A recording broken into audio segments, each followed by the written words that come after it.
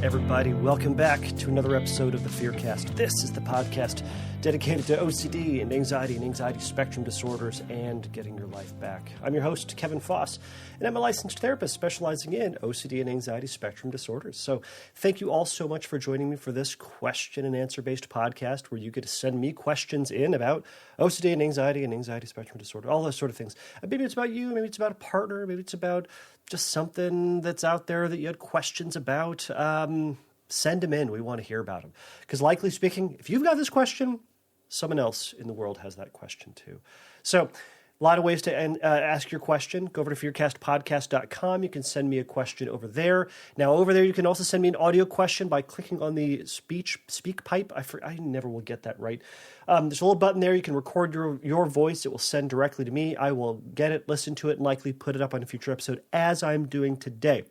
If you do not want to do that, you can.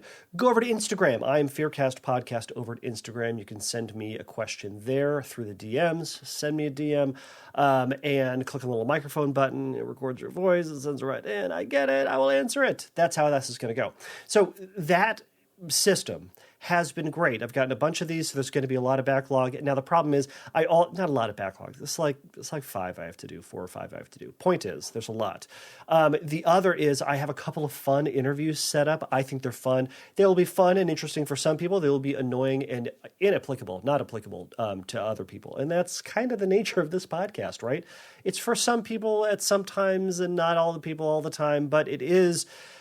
I mean, at the end of the day, what we're talking about is anxiety and OCD, and it's all wrapped up into one. It's how do we look at the thoughts that we have, think about them differently, challenge them, and think about them in a rational way. Not think about them like you have to prove that you know the right thing or prove the wrongness of the thought or the rightness of another thought or get feelings or the right feel. It's acknowledging that it's a big muddled mess that we are all in. And it's about going and thinking differently and living your life as best you possibly can. And along the way, hopefully challenging your fear. We know the more you challenge your fear, the easier things get. It kind of is that simple. It's a lot more complex, but it kind of is that simple too. We think about the things that are hard for us and we practice them. And the more that we do that, the better we get at doing that thing. Now, along the way, we, dispel of some, inaccurate thoughts about it. We kind of show ourselves that some situations we thought one way are actually another way, or they're not the way that we initially thought at the very least.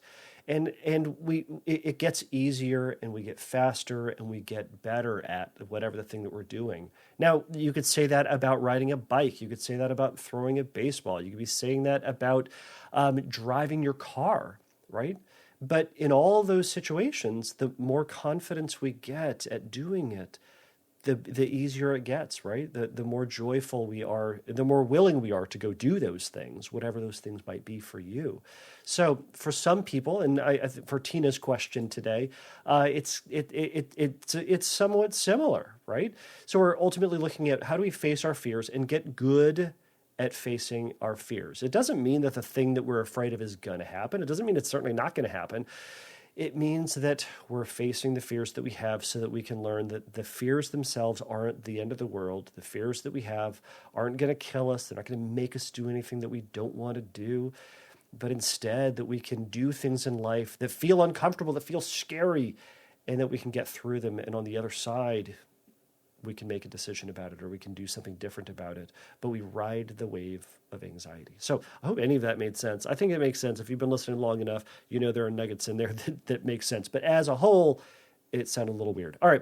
So I got a question from Tina. So Tina sent in a question to ask about her relationship. So she has partner focused OCD. So we're going to talk a little bit about what that is, what are some kind of common compulsions in it, what are some common obsessions within it.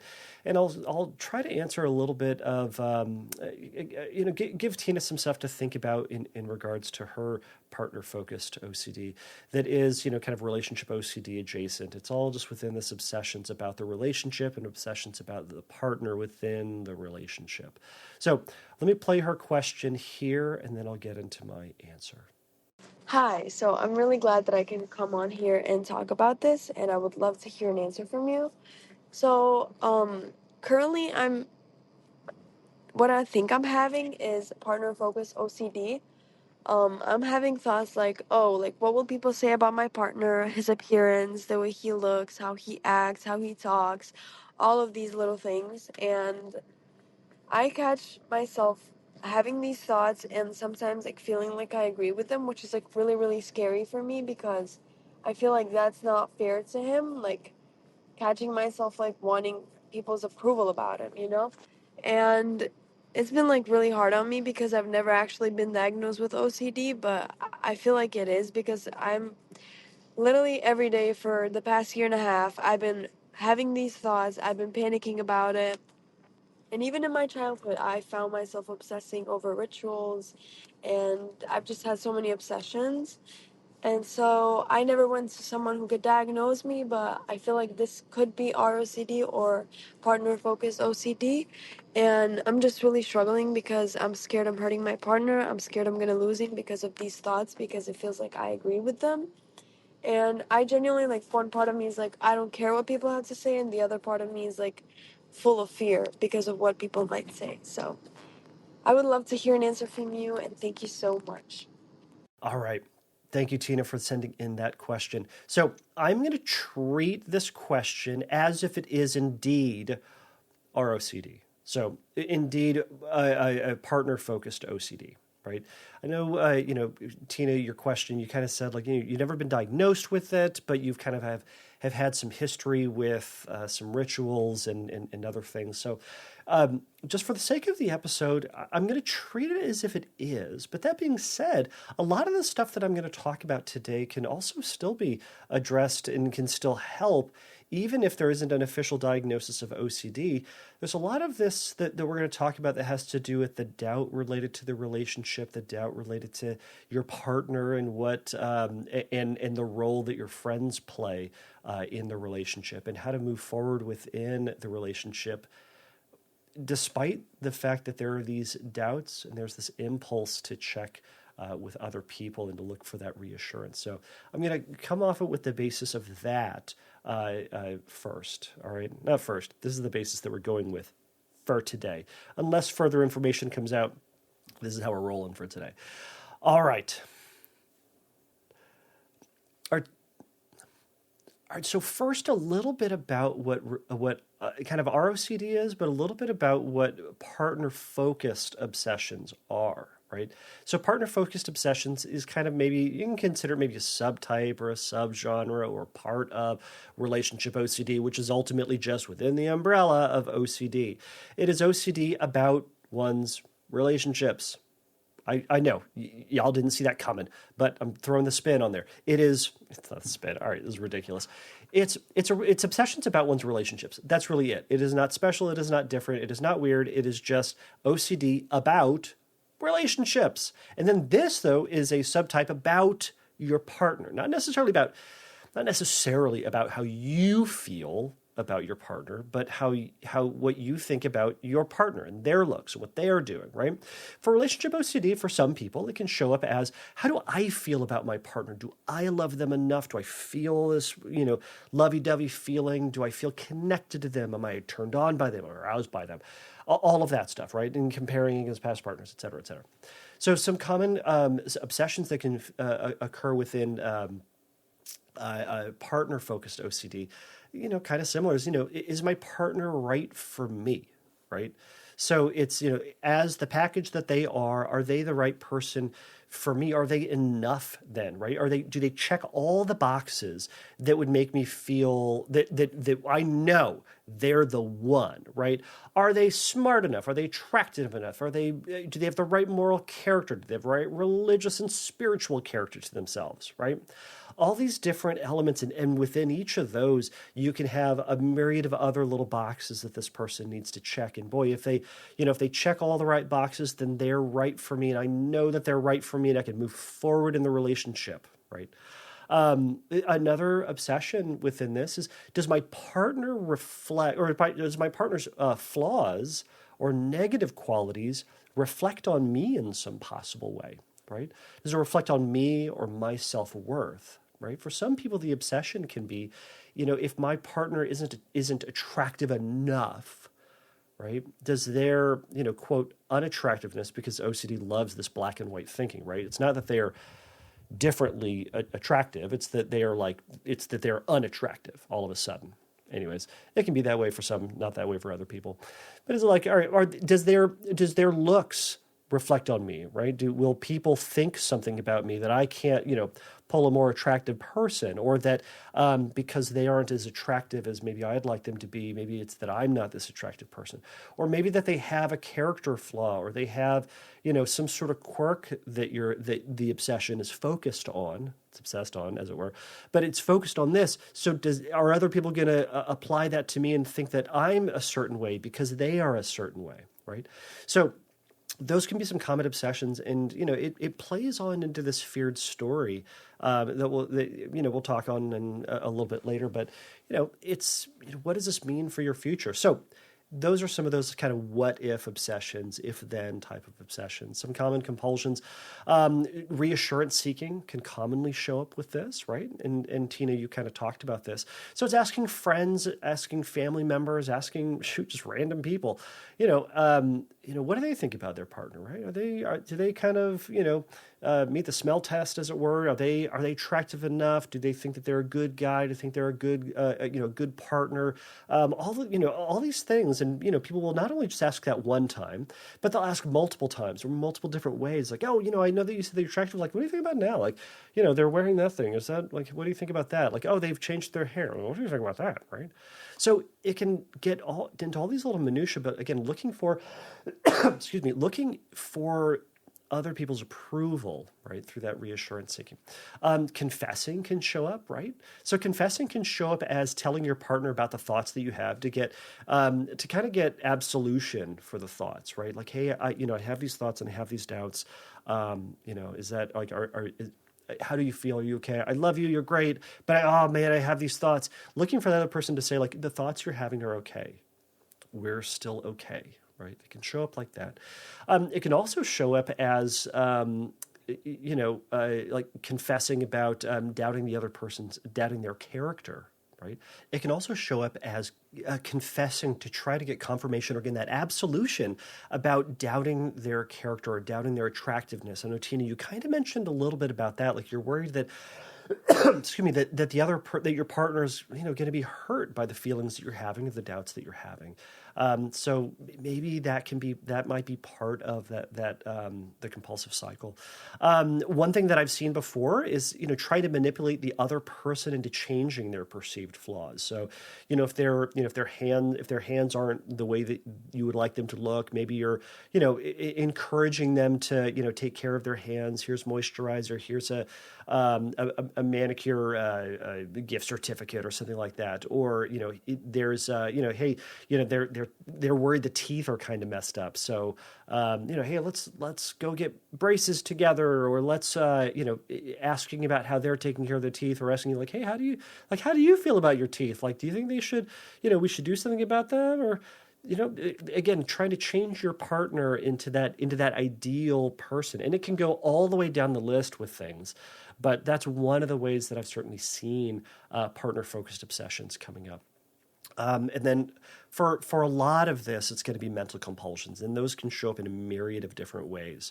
So it can be, like mentally kind of changing the flaw in your head, and to kind of like evaluate to see how you'd feel different about that, right? Like, oh man, if their teeth were better, how do I feel about that? Like imagining perfect teeth in their partner, and then going like, all right, am I more attracted? Am I less attracted? Right?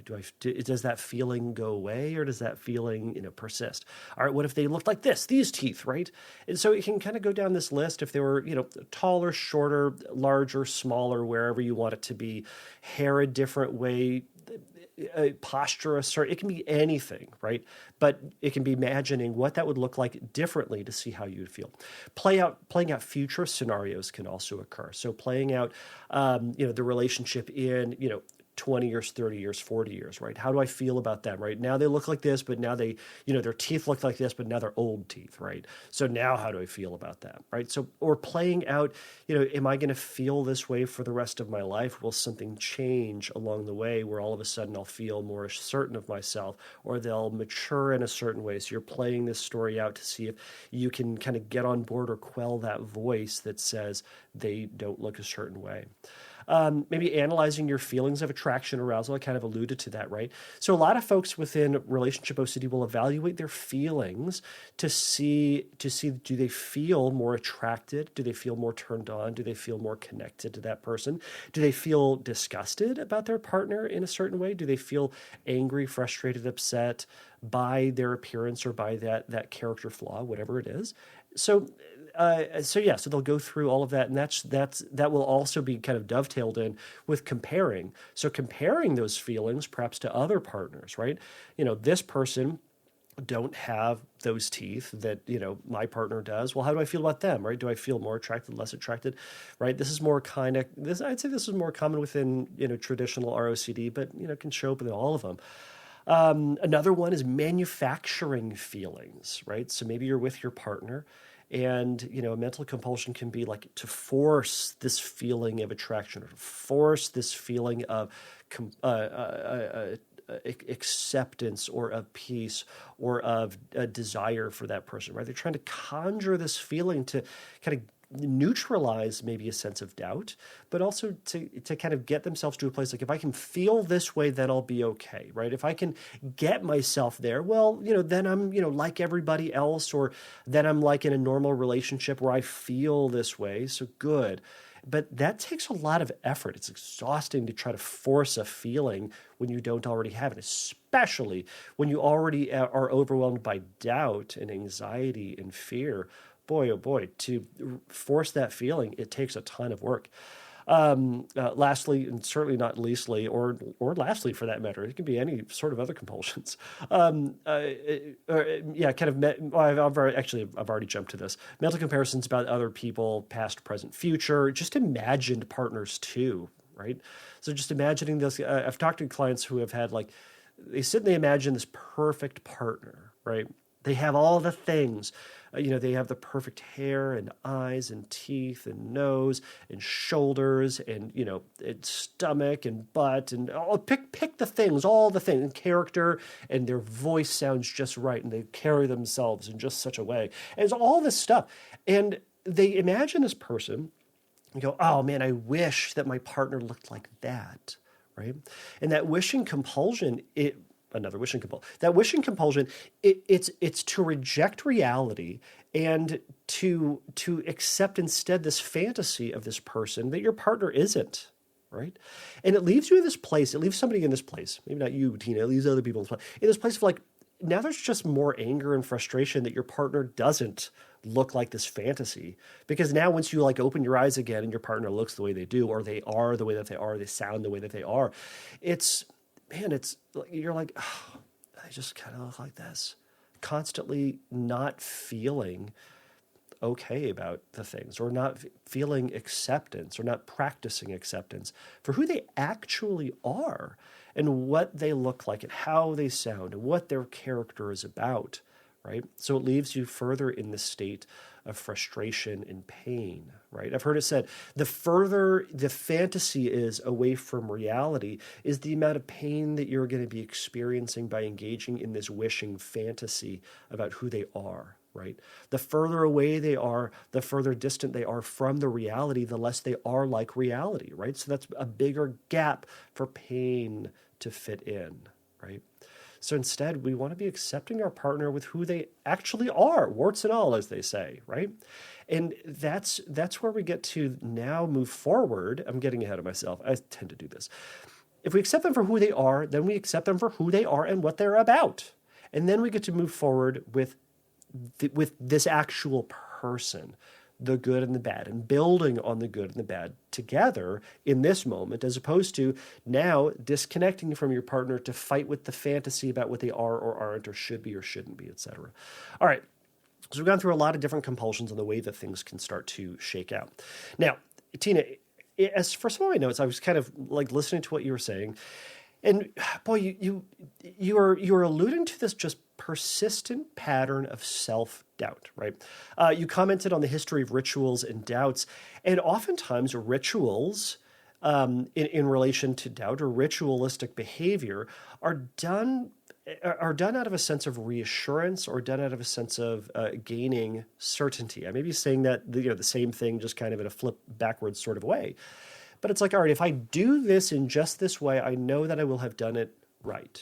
I know I will have done it okay. So, but it can be founded or rooted in a sense of, not certain that things are going the way that they should or going the way that you would like them to. So you're just going to line up things and make it just right. And if I do all this, then I know it will go right? I'm going to do a combination to this safe and I know the safe will open, right? As opposed to what feels like guessing, what feels like not being sure and taking a guess or not being or taking a step, not having faith that it's going to work out, and maybe it crumbles to the ground, right? Which is scary. And I wonder if that's part of what may be going on here, at least in part. So again, there's a pattern of not trusting yourself. All right, and I wonder if that's a pattern of not trusting your own decisions, not trusting your own feelings, not trusting your own thoughts, and not trusting that they reflect who you are, what you're about, what you want out of life. Now, granted, I'll say this: we change as people. We change our mind sometimes. And sometimes the things that we want one day, we don't want the other day. Now, like, people are listening to this going like, oh my gosh, that's my fear. But that's part of a reality of life, is that we want some things some days and we don't want that exact same thing another day. We want something else. Now, the worry then comes in with OCD is, well, what if that means about my partner? So therefore, I ought to. So you're all going like, Kevin's just reinforcing my fear. Yeah, no, I'm not reinforcing the fear, perhaps. If it's reinforcing for you, I'm sorry. Point is that we're going to go through these different fluctuations in life and these ups and downs. And part of that, and that reality contributes to this fear that, well, I need to find the perfect partner, make sure, because I can't doubt my own feelings, these other people, my friends, my family, etc., they know me and I can trust them. We're outsourcing the feelings. I'm going to trust them in my decision-making process, because if they say it's okay, then it is okay, and then I can move forward in life. But that absolves you, or it steals, the opportunity to take responsibility for your own decisions and actions, both the good and the bad. Because if you picked him, then great, you picked him. How great is that? You picked him. It's wonderful. But if he's not right, well, it's not your fault. Their fault. They told me to stay with him because they said he was great, had the perfect teeth, and his eyes just glows. I don't know what they're saying or how they're saying it, but that's kind of that idea. So what we need to do, and we'll talk a little bit about this, is to practice taking ownership over your own decisions, and for good or bad, right? And that takes time. That involves taking risks, and sometimes it not working out well. Now, so I'll more on that later, right? So you also reflect kind of this fear of harm, right? Like, am I being harmful? Am I being harmful in wanting other people's approval, or harmful for your partner even having these thoughts, right? So I want to normalize a little bit of this. And I wonder if OCD is kind of hijacking what is a normal or normative experience. We as people we like approval from other people. We want to know that the things we're doing are okay. They are good, that they get validated by the other people around us whose opinions we also value, right? That is everybody. I'm going to go ahead and say everybody, right? Now, sometimes we say, well, I don't really care what other people think. Yeah, I think we don't care sometimes what some people think, but I think for the most part, the vast majority of us, to a certain degree, we want other people to like us. We want other people to say the thing that you're doing is good, right? And we desperately don't want them to say the thing that you're doing is bad, because we worry, well, what does that say about me, right? If I get approval from other people, then I'm good. If I'm not getting the approval, what does that say? Maybe I'm bad. Maybe I'm not right. Maybe I'm wrong, right? So there can be this tribal mentality, and we do, from a social learning perspective, we do seek the approval and validation of other people before we move on. And you'll see this in kids. And I'm going to mess it up exactly, but some of the attachment research that they do, kids will look back at their safe safe attachment parents, usually the parents in this case, before taking a step, before doing something in some of these experiments. And they'll look back at their parents to see if that thing is safe and okay. And if their parents say that it's safe or okay, then they feel that they can go take that risk, right? So, and that can be, good and bad. And I'm not going to claim to be an attachment expert on that, so I'm going to abandon that entirely. But we seek the approval. We do seek the approval of other people to a certain degree. When you meet your partner, I think it's normative that we do ask, our friends, hey, what do you think about this person? And they go like, oh, they're great. And go like, oh, okay, cool, yay, partner. But I think your brain is now hijacking this and taking something that is normal or good and turning it into an ultimate thing, right? Taking this thing and kind of making it the end all be all for you for your relationship. So we want to be incorporating what we want to be working on is also building a trust in yourself to make that decision, because sometimes your friends aren't going to like everything about your partner. So we need to be able to have a trust in ourselves that we can also make decisions, even though they might go against the friends and family that we have, but do them for good reasons and do them because of valued-based reasons, right? There's a reason that you're with your partner. So, but perhaps more on that later. All right. I also wonder where this doubt comes from for you. I was wondering, this impulse to check with other people, to ask other people. Did it grow from somewhere? Did it come from somewhere? I wonder if there was a history of other people judging you for the decisions that you made. So it sent a message that you can't trust yourself in your own decisions. I wonder if, kind of social values or familial values, kind of family of origin values, had contributed to a sense that maybe you can't trust yourself, or that you need the approval of other people before moving forward, right? And that may be possible within, the family you grew up in, or the kind of social world that you were in, and therefore it violates rules and norms for not getting the approval, right? But maybe your OCD is then kind of building, or your anxiety is building on that. Is there a history of bad decisions? Right? Is there a history of choices that just did not go well? So you went like, all right, I'm done trusting myself. I'm going to outsource this to all these other people. Did something like that go on? Or is it just based on assumptions and possible judgment? Right? That's also relevant here. Is it possible your brain goes, boy, you know what? They might not like him. They haven't said anything. In fact, they say the opposite, but boy, what if? Deep down underneath it all, they actually don't approve of this person. They don't like him at all. That's part of it. Also, is there a missing link here then between, all these bad decisions and the assumption, or all these either bad decisions or all these assumptions and the conclusion that you actually make bad decisions, right?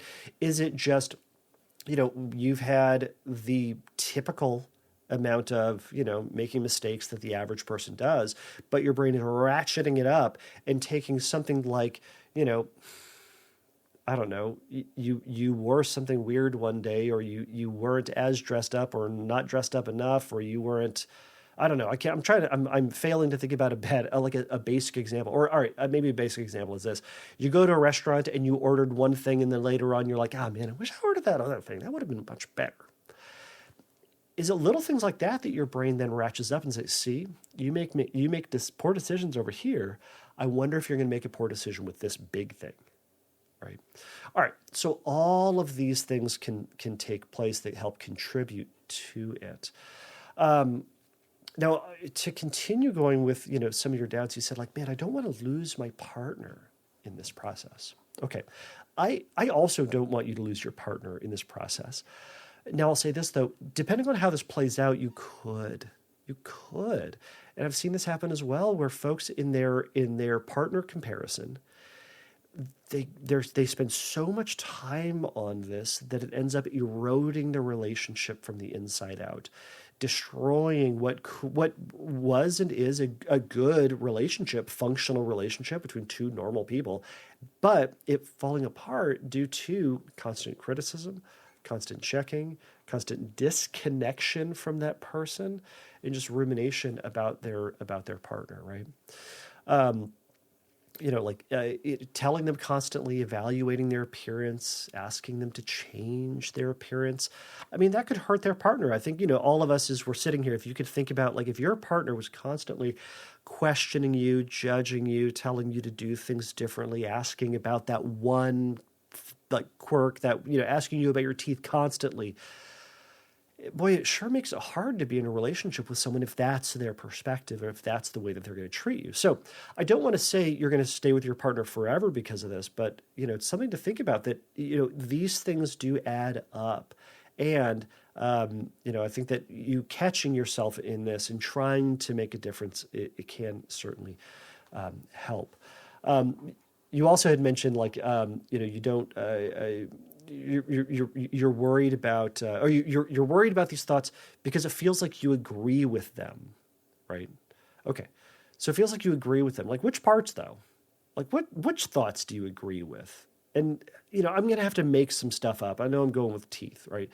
But is it like, you look at your partner's teeth and you go like, oh, they're a little bit more yellow than I want them to be, or they're a little bit more crooked than I want them to be, or their hair, it's, a past episode, their hair is curly, but I like it straight, but oh man, it's curly, but it's straight. And I forget which one it was, if they wanted the partner's hair straight, but it was curly, or some vice versa, something like that. Point is we're not going to like everything about our partner. And I say that because I'm in a relationship, and there are weird things about my wife, and there are weird things about me, that we are not exactly what we envisioned the other person was going to look like. And that is every couple. I don't think I'm pointing us out and saying, like, look how terrible we are. That's every couple, right? I know that my wife wanted a taller dude. Now, I am just shy of 6 feet. And so is she. She envisioned she was going to have this giraffe of a man, and I am not. And that's the reality of who I am. And somehow she still finds a way to hang out with me. I don't know why. One day I'll figure that out. One day. But until that time, it's the reality is, there will be things that we find annoying about our partner. There are going to be things that we don't like about them. But is that the root and the fear of what's driving you to check with other people, or is that what feels like is this obstacle in the way? So the discomfort that you have about maybe the reality that your partner isn't perfect, are you looking for other people to take that feeling away from you? Are you looking to squash that feeling? Are you looking to neutralize that feeling through those compulsive behaviors? Okay. So as always, I wonder why it is so important. Like, and I'm sure you've been asking that question a lot. What is so important about your partner's looks or your partner's character that your brain is just hyper focused on it, right? Now, there are a couple of things. Again, all of this is going to be kind of speculative, and some of this might apply to you, some of it might not. But I sometimes wonder, like, is it an intolerance of the uncertainty about the future of the feelings and attraction, right?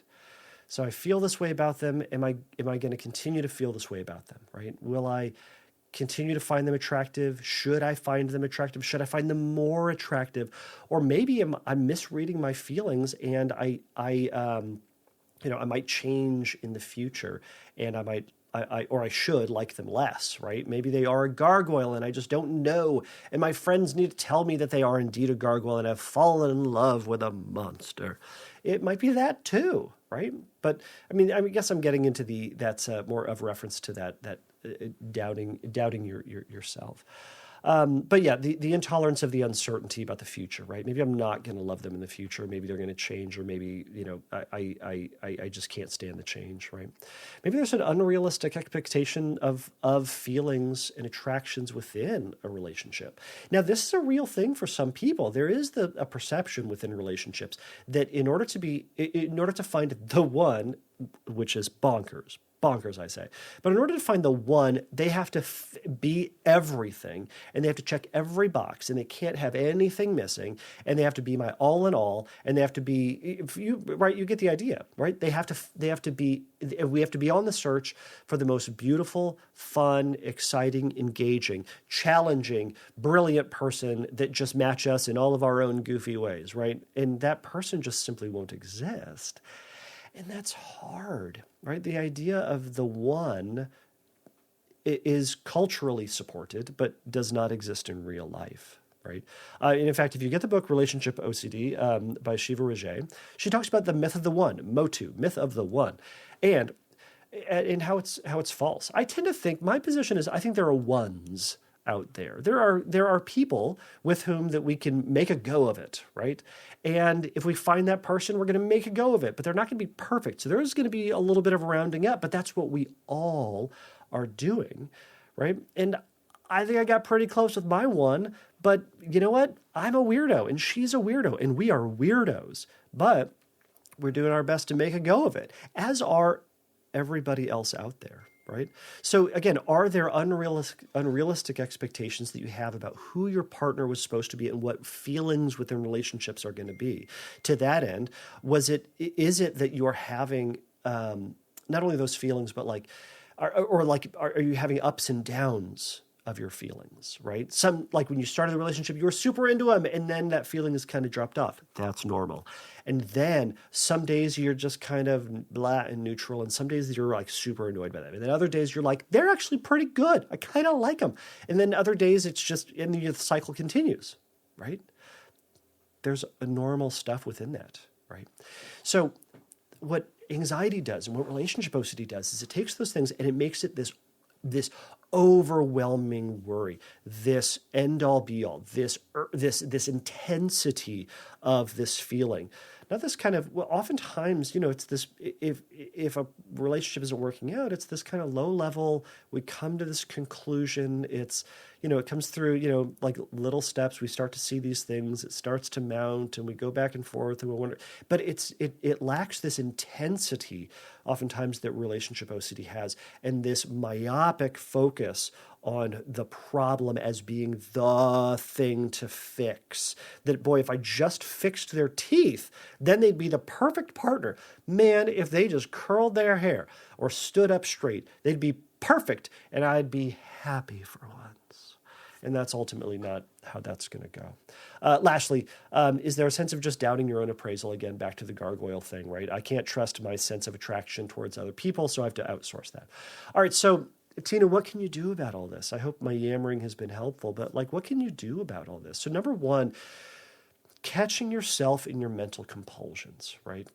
Catching yourself in your checking, catching yourself when you're about to ask for reassurance, or if you're engaging in any confession behavior, right? Start to become aware of when you get that pull to ask, and then see if you can take the risk to pull back from it, to see if you can say, I'm not going to ask today, and be curious about how that feeling exists, how the thoughts exist, how the mental images exist, and how over time it starts to subside as you just kind of go and continue to live your life with this person.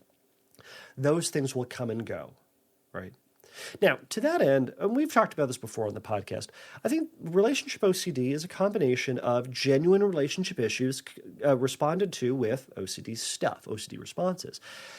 For those listening out there are some things within the relationship that we are, even for those with OCD, are entitled to talk about and to ask.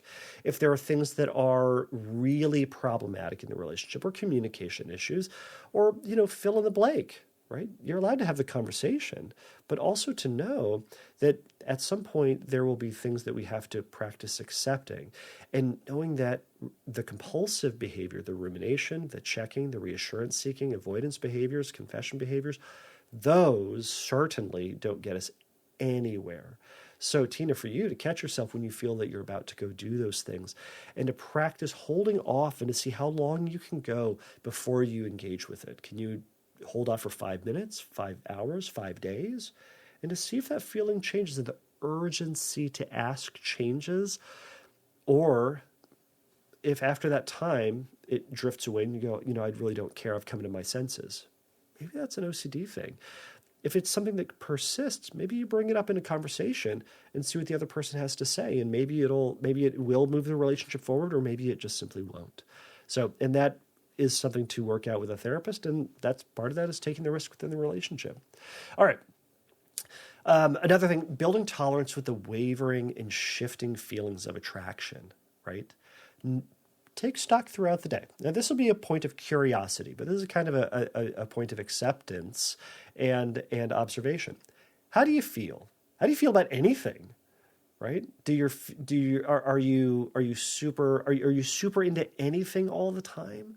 Or does that feeling kind of change, right? How do you feel about cheeseburgers? Do you love them all the time? Or sometimes you kind of want, fish and chips. Sometimes you want a salad, right? Sometimes we're going to be really into our partner. Sometimes we're going to be not. Do you always just simply hate their frickin' teeth? Or sometimes you just don't really care and you can kind of have a fine relationship, right? Notice the ups and downs and notice that you have these ups and downs. And that's part of what it means to be human. And more importantly, that's what it means to be you. And we're practicing acceptance that this is where you're at for that time, but fighting it, reflecting on it, ruminating about it, checking, asking, all of that doesn't help either, right? And you kind of have lived your life enough to know which ones are helpful and not, but resisting those compulsions are going to be important, and building that resilience to them. Also, to that end, building in a tolerance of attraction to other people. Now, this may not apply to you, Tina, but to other people, it certainly would. Noticing that sometimes you're going to notice attraction to other people. That's also called normal.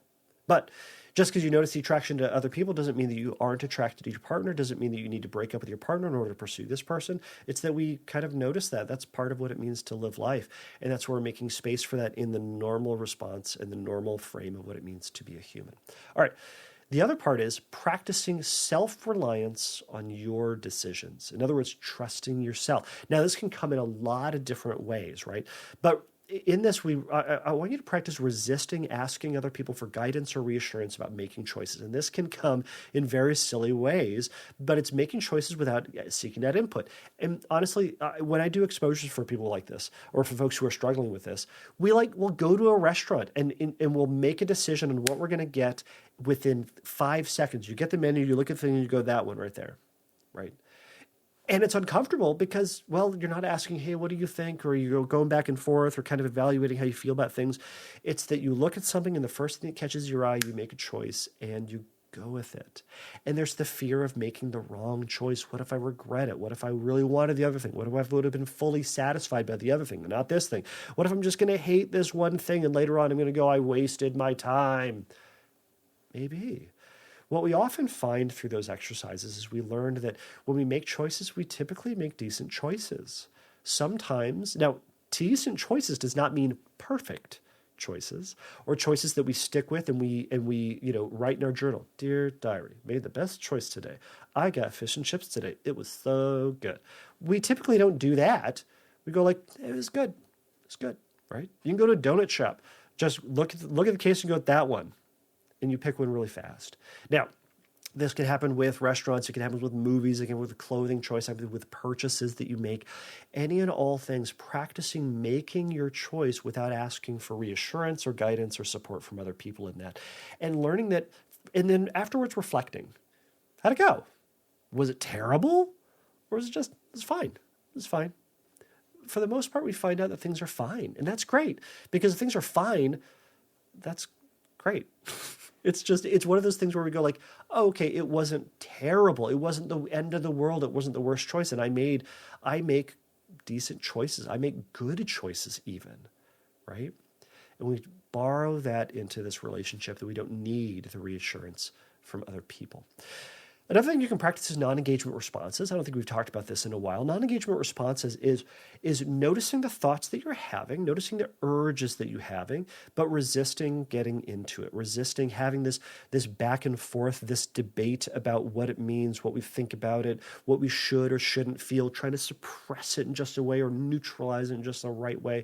Instead, we just kind of notice that it's there, and that's kind of all that we need to do with it. And even that is is kind of too much with some of these thoughts, right? I mean, some of the examples, it's like we can acknowledge the potential outcome of it, right? If your brain goes like, hey, it could all go bad if your partner is a gargoyle. We go like, boy, it would suck to be married to a gargoyle. Boy, it sure would. And that's really it. That's all we need to do with it. We don't need to say, no, but they're not a gargoyle. They're kind of, Hunchback of Notre Dame, but they're not a gargoyle. That's for sure. We don't need to engage with it. We don't need to validate the thought by engaging with it or trying to get to the bottom of it, right? We can just go, sure, that would suck. It's kind of like the bad example or the well-trod example of, all right, if I have a thought about getting into a car accident today and dying, like, yeah, that would kind of suck. Right? Or for me, it's always like, it's not dying. It's like becoming a paraplegic or quadriplegic or something like that is less desirable than death in that situation. But it's like, yeah, would it suck? Yes, it would. It would. But why would I spend any further time talking about it or thinking about it? It would suck. I'm going to move on now and move on to whatever the next thing is. Probably get in my car. You can acknowledge the feelings that you have, maybe even the urges that you have, right? So I feel really nervous. I feel like I really want to ask my friend what they think about their teeth or what they think about their hair today or that outfit choice they made. I want them to tell me that it's okay, right? You can notice the urge that you have, the feeling of anxiety you have by not having that. You can say, yeah, I feel the tightness in my chest or, I feel the tightness in my stomach. And then we're saying, yes, I do feel that. And I'm going to have that feeling, right? It's okay to have that feeling. I'm okay to have that as I move forward through this. We can notice that we have that doubt. We can notice that we have that doubt towards your partner. We go like, yeah, I have that doubt. Yes, I do. I have that question about my partner. Yes, I do. But we don't need to ask. We don't need to engage it. We don't need to analyze it further. We don't need to reflect on what that means about you. It's that you have thoughts. You get a bunch of thoughts throughout the day. Some of them are useful. Most of them aren't. Most of the thoughts that I have are completely useless. Most of the thoughts everyone has are completely useless. So those are some of the ways you can practice non-engagement responses. I'm sure you can Google that and find a bajillion other options out there. Another thing to think about, and then I'll get into some exposure-y ideas, is seeking meaningful engagement with your partner. Sometimes when the obsession shows up, it can be tempting to retreat, disconnect from the relationship into rumination land. In these scenarios, instead of retreating into rumination, engage with your partner through conversation or just through physical touch, even commenting on something that they're doing, thinking about how you can engage in an interaction rather than disconnecting into evaluation or critique or planning or plotting, right? Instead, be there with them. Now, it might mean not getting assurance. That might mean not knowing whether or not your partner's the right person for you because that was the moment that you're going to figure that out, right? It might mean that, but instead you're going to engage with your partner in that moment. I'm willing to bet as you do that, the urgency to figure it out, the question about it is going to gently subside. It's going to go to the back of your brain, and then you're going to be involved with that with your partner, and then you're going to get on with life, right? So here's some exposure ideas. Do them or don't. Talk to a therapist about them. Work through them slowly. You don't need to do all of them today, but these are some things that might be able to help for the people who are out there. You can listen to a recording of your voice. You kind of referenced their voice earlier, but you can listen to a recording of your voice and then notice just the doubts and criticisms, right? You can have them, if they know about the obsessions, you can have them record their voice in the most obnoxious sort of way. My voice tends to go Muppety sometimes, I am told. So if that was really bothering to my partner or my kids for that matter, I might record that for them. I might record the most Muppety voice that I can and see how it goes. And for them, they would have to tolerate those thoughts, right? They're not going to try to shut down the feelings that they have, but instead they're going to notice, yeah, I kind of get annoyed by that. Or I'm kind of frustrated by that. Or there's the question of, is that the partner that I want to be with? Should I be with that partner? Is that the person that I can be with for the rest of my life? They're just going to go like, yeah, there's that thought right there. And it's the experience of having that thought, and we're getting good at noticing and moving forward through those thoughts. Again, it's the practice of it. It's the practice of the redirection away from evaluating it into moving forward and living life, right? Similarly, you can post unflattering photos, right? If it's their teeth, take pictures of their teeth, find photos of them and focus on their teeth and put those pictures up everywhere. And to notice that you have that urge to look at them or to evaluate them or criticize them or engage with a thought, but instead you're going to notice them and then keep moving. Or you're going to just sit and look at that picture. Scan it, trace it with your mind's eye, notice what it looks like, the shape of it, the color of it, describe it, and practice sitting with that feeling and just simply being with the feeling and noticing those thoughts without engagement with it. And eventually your brain habituates to noticing it. And again, what you're also doing is you're reinforcing that you can notice and disengage, notice and move forward, right? Without noticing and fixing, noticing and neutralizing, right? Reevaluating or rebuilding what it means to have a response to the teeth, in a sense. All right. So scripting can also be a fun thing for you to do. Fun, it's in quotes. So you can write a story about like their flaws getting worse and worse and your friends just judging him and you for them, right? Make that story terrible, right? You're out at a party and then you see them like whispering to each other. What do you think about their teeth? Oh my gosh, they're so weird. They're so big. They're so small. They're so crooked. They're so green. Whatever it is. And as you're doing all this, you could write this story about then the feeling gets bigger and bigger, and then you notice your partner just gets uglier and uglier as things go by. And it's, make it the worst you possibly can. Or maybe it's you write the story and at some point you discover that you truly don't like them, but you're stuck with them because now you're married to this gargoyle. And this just completely unattractive, terrible, horrible person is the person that you're with forever. And you could have had happiness, but you don't. Because you chose them. Boy, you should have asked your friends about that, huh? Well, you didn't, and now your life is screwed. So, one of the options. The other is spend time with your partner and your friends. Right? This is more of a further down graduation level, but it's to notice that as you spend time with your friends, you can notice those thoughts, but you can observe how they actually interact with them and what they actually say and disengage from the thought about what they don't say or what you think they could have said or might have said, because those are two different things. We want to notice and observe what they actually say and disengage with the fantasy about what they might have, could have said, because those are two very different things. Okay. Tina, those are just some ideas. I hope this was helpful for you in kind of thinking differently about this. I didn't even talk about cognitive restructuring or challenging these thoughts, but ultimately, hopefully some of this was helpful in giving you a different perspective or a different way to think about this partner-focused obsession. So if you have further questions about this or if you have further comments about this, send them again over at fearcastpodcast.com. Go send in your audio question or your audio comment on it, and love to have a follow-up to it or other things that perhaps I might have missed in this. So until next time, everybody, take a risk, challenge yourself, and don't take your brain too seriously. Bye. Thank you for listening to the Fearcast. If you would like your question answered on a future episode, please click on the Submit a Question link at fearcastpodcast.com. If you would like your question answered sooner, please send me a recording of your question to questions@fearcastpodcast.com or by sending me an audio message through Instagram by DMing me at fearcastpodcast on Instagram. If you like the Fearcast, please write a review on your podcast platform of choice. Please remember that the Fearcast is not a substitute for psychotherapy. If you need a little bit of help in your recovery, please go over to fearcastpodcast.com and click on the Find Help link, and there's going to be some information for you there. So until next time, take a risk, challenge yourself, and don't take your brain too seriously. Bye.